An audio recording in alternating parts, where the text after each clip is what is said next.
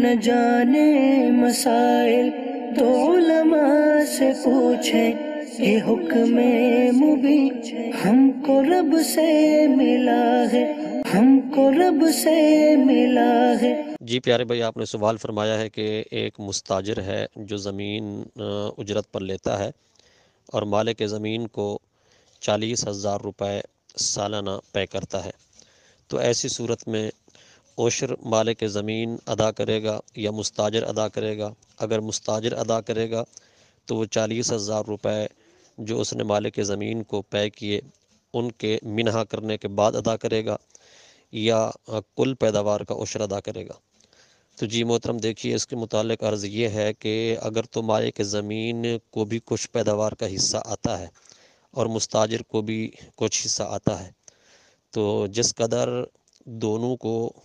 پیداوار کا حصہ آتا ہے، ہر کوئی اپنے حصے کی پیداوار کا عشر ادا کرے گا۔ اگر مالک زمین کو صرف 40,000 روپے ہی پے کیے جاتے ہیں اور کل پیداوار مستاجر کے پاس رہتی ہے، تو ایسی صورت میں مستاجر ہی عشر ادا کرے گا، مالک زمین عشر ادا نہیں کرے گا،